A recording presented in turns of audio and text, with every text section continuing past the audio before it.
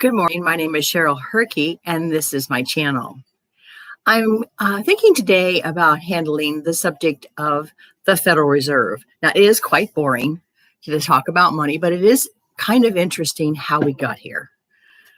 So in 1913, the Federal Reserve was instituted as a reserve bank for all countries. And, obviously the country was just ours first because we were a small country then.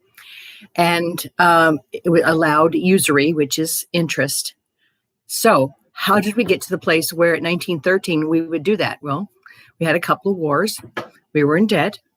And also, just a small amount of time before that, the Titanic sunk with all the people who were against the bank. Now, that could be a coincidence. But when I read the book, Kid by the Side of the Road, he alludes to the fact that perhaps that was not a coincidence and would make sense because there were several people on that Titanic who were against having a central bank.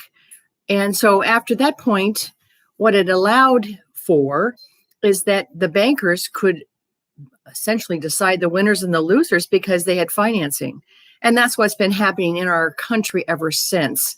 And again, the people who are involved in the central banks were descendants of that Phoenician family who had come to America, who were still in Europe. And they were powerful, rich, intelligent, sneaky, deceiving, devil-worshipping people. They wanted to control people. And as I mentioned before, the goal of the Cabal is to have complete control of us. And they have minions, people who are not of the bloodline, who do all their work for them. So half the battle is knowing that there is a battle that we need to fight.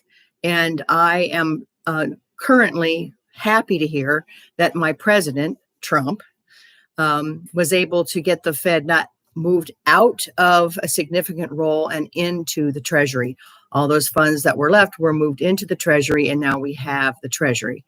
And in the future, we're going to see some things happen because what happens when you leave the Fed is you leave the corporation, which is, I'm not an attorney, don't plan to be one, but by having the Federal Reserve, they created the United States as a corporation, meaning we, the people, became commodities. We were traded on the stock exchange. And the interesting thing about that is if you have all the money and there is a war that somehow starts, then those banks would finance both sides.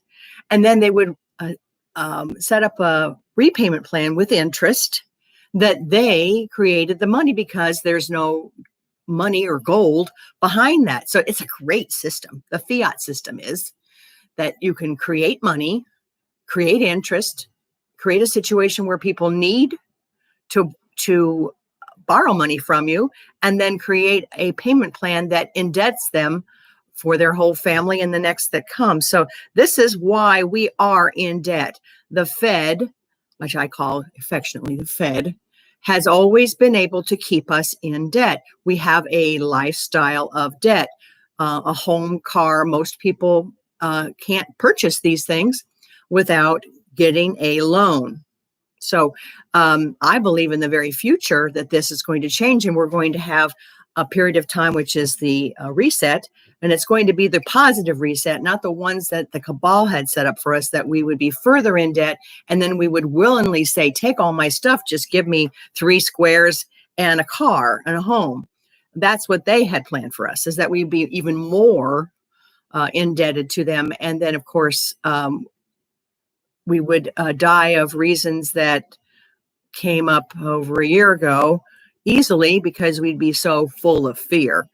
So that's why I know the future is going to be better, is because the financing, the fiat financing, is coming to an end for the Cabal. They can't come into the bank back door and take money. They can't charge us interest upon interest within the bank, outside of the bank. It can't be done anymore. Over said nada over. And why do I say that? Because I know the next level is coming through that my president set up that is coming. It's called, for us, Nasara.